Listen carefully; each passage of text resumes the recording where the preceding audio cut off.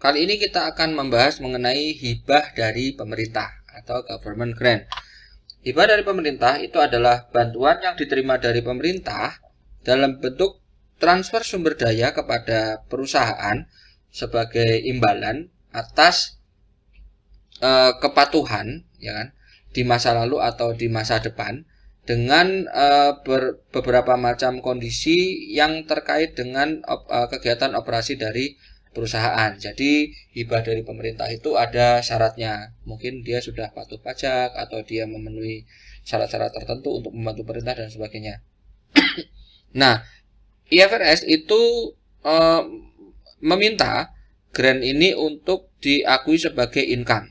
Jadi ketika kita menerima grant, maka sebaiknya perusahaan langsung mengakuinya sebagai income. Tetapi seandainya manfaatnya itu diterima dalam jangka waktu yang banyak, maka income ini harus diakui ke dalam periode waktu di mana manfaatnya bisa dirasakan oleh perusahaan dengan cara membagi yang sistematis. Contoh 1. Grant pada lab equipment. Misalnya pada Spektrum AG dia menerima subsidi sebesar 500.000 dari pemerintah terkait pembelian lab equipment. Ya, jadi perusahaan ini membeli lab equipment sebesar 2 juta. Nah, terus kemudian sama pemerintah dikasih hibah 500 untuk meringankan biaya pembelian equipment tadi. Nah, equipment ini memiliki masa manfaat 5 tahun dan didepresiasikan selama dengan garis lurus. Nah, dalam mencatat grant 500.000 ini, IFRS itu memperbolehkan mencatatnya dalam 2 cara sebagai berikut. 1. Dia boleh dicatat sebagai kredit sebagai deferred grant revenue. Jadi dianggap sebagai pendapatan diterima di muka yang akan diakui selama 5 tahun penggunaan aset ini. Atau yang kedua, dia juga diperbolehkan untuk langsung dikreditkan kepada lab equipment. Jadi harga equipmentnya tidak dicatat 2 juta, melainkan nanti hanya dicatat sebesar 1.500.000. Nah, contoh dari pelaksanaannya adalah sebagai berikut. Ini adalah opsi yang pertama. Jadi seandainya perusahaan memilih untuk mencatat sebagai deferred revenue, maka asetnya nanti equipmentnya akan dicatat sebesar 2 juta. Jadi nanti kita akan menjurnal cash pada kita akan menjurnal equipment pada cash 2 juta, ya kan? Terus kemudian kita akan menerima cash dari pemerintah sebesar 500 dan yang kredit adalah deferred grant revenue sebesar 500. Nah, nanti deferred grant revenue-nya ya itu akan kita laporkan seperti ini. Pada tahun ini kita akan mencatat deferred grant revenue yang diakui itu adalah 100.000 karena kan 500 dibagi 5 tahun itu per tahun kita akan mengakui revenue sebesar 100. Nah, nanti di income statement ini akan kita tandingkan langsung, ya maaf, tidak kita tandingkan langsung sih. Nanti efeknya di laporan keuangan, di laporan laba rugi, nanti grant revenue akan menambah income sebesar 100. Sementara depreciation expense karena asetnya tadi kita akui sebesar 2 juta, maka setiap tahun depresiasinya adalah 400.000. Ya, 2 juta dibagi 5, 400.000. Maka efek di laporan laba rugi ya di tahun pertama ini kita akan mengakui grant revenue 100, kemudian kita mengakui depreciation expense 300. Maka dari transaksi ini ya terkait ini kita akan ada laba rugi sebesar 300.000. Ini kalau kita mengakuinya sebagai deferred revenue, sebagai pendapatan yang diterima di muka. Nah, terus berikutnya, seandainya dia itu mengurangi cost dari lab, ya, maka equipmentnya akan dicatat sebesar 1.500.000. Nggak kayak tadi dicatat sebesar 2 juta, ya. Kalau sekarang dicatat 1.500.000. Maka efeknya adalah depresiasi perusahaan ini pada tahun pertama ini akan menjadi 300.000. Nah, efeknya ini akan sama. Cuman bedanya kalau yang di pendekatan pertama kita akan mengakui adanya deferred grant revenue dan aset disajikan 2 juta. Ya. Terus berikutnya pada di sini dia langsung mengurangi aset. Asetnya langsung dicatat sebesar 1.500 sehingga depresiasinya hanya 300. Jadi impact di laporan keuangan, di laporan laba rugi itu adalah sama. Cuman beda di sebelah pelaporan saja. Nah, contoh kedua untuk government grant. Ini adalah grant untuk subsidi kerugian di masa lalu.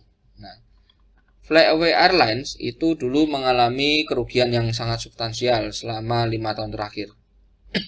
Nah, akhirnya kota Plainville ini dia tidak mau perusahaan ini itu dia bangkrut. Makanya kota itu memberikan hibah sebesar 1 juta kepada maskapai ini untuk membayar utang-utangnya kepada kreditor. Nah, karena grant ini ya, hibah ini dia digunakan untuk membayar jumlah kepada kreditor terkait masa utang di masa lalu, maka Flyaway Airlines itu harus mencatat laba ruginya pada tahun ini sebagai berikut. Dia akan mencatat cash pada grand revenue.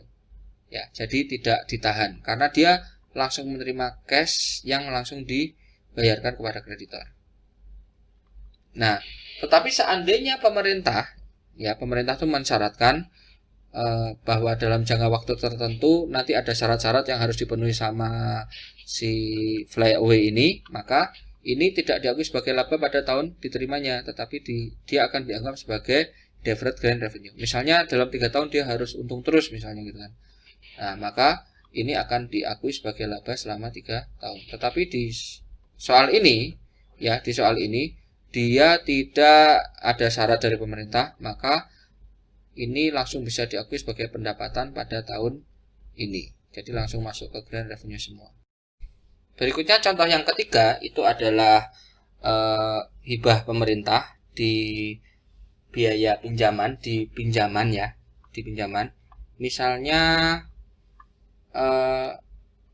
kota Porto Aula, ini salah, flyaway-nya harusnya nggak ada. Kota Porto Aula dia sedang mengencourage, ya, sedang mendorong perusahaan Techsmart untuk membangun fasilitas di Porto Aula, di kota ini. Nah, perusahaan setuju untuk memberikan utang sebesar 10 juta kepada Porto Aula, kepada Techsmart, ya, bebas bunga. Nah, terus kemudian utangnya ini tanpa bunga ya, terus masa manfaat periodenya adalah 10 tahun. Jadi harus dibayar selama 10 tahun. Terus kemudian tetapi ada syarat dari pemerintah bahwa Techsmart itu nanti harus menggunakan setidaknya 50% tenaga kerjanya tadi dari kota Porto Aula selama 10 tahun ini. Ya, sebagai syarat dari pinjaman bebas bunga ini. Nah, terus kemudian Techsmart memiliki data bahwa incremental borrowing rate-nya dia adalah 9%, ya. Jadi seandainya dia meminjam ke orang lain, ya, tidak dapat dari pemerintah, dia harus mengeluarkan bunga 9%. Nah, seandainya ini kita present value kan 10 juta dengan rate 9%, nanti akan ketemu angka sebesar 6.499. Maka transaksi ini kita akan mencatat sebagai berikut. Jadi utangnya nanti akan tetap kita catat sebesar present value dari cash yang kita terima, sebesar present value dari pembayaran di masa depan yang akan kita serahkan juga. Oke, nanti kita akan menjurnal pertama adalah cash sebesar 649.300 sebesar present value-nya. Nah, tetapi kan ya, terus kita kredit ke notes payable 649. Ini utang ke pemerintah sebesar 699 yang akan kita amortisasi selama 10 tahun sehingga nanti nilainya akan menjadi 10 juta. Nah, tapi kan tadi kita menerima cashnya 10 kan, berarti masih ada cash yang belum kita jurnal sebesar selisihnya 3 juta sekian. Nah, ini akan kita jurnal cashnya 3.500.700 pada deferred grand revenue. Nah, deferred grand revenue ini nanti akan kita akui sedikit demi sedikit selama 10 tahun. Sebesar apa? Dia adalah sebesar interest expense yang kita akui dari transaksi ini, dari perhitungan ini. Nanti kan kita tiap tahun akan kita amortisasi. Ya, tiap tahun akan kita amortisasi. Nanti amortisasinya itu, ya, kita akan mengakui interest expense di debit. Nah, kreditnya kita akan mengakui ini. Deferred ini kita akan akui menjadi grand revenue dengan jumlah yang sama seperti interest expense yang kita akui pada suatu tahun. Oke. Ini penjelasan yang tadi. Jadi misalnya nih, di suatu tahun dia mengamortisasi interest expense, terus kemudian jumlah interest expense-nya itu adalah 584 937 nih di tahun pertama. Nah, seperti ini. Nah, maka grand revenue yang kita akui juga akan menjadi sebesar 584. Jadi, kalau secara total nanti expense dikurang sama revenue akan menjadi 0. Karena kita mengakui revenue dengan jumlah yang sama seperti jumlah expense.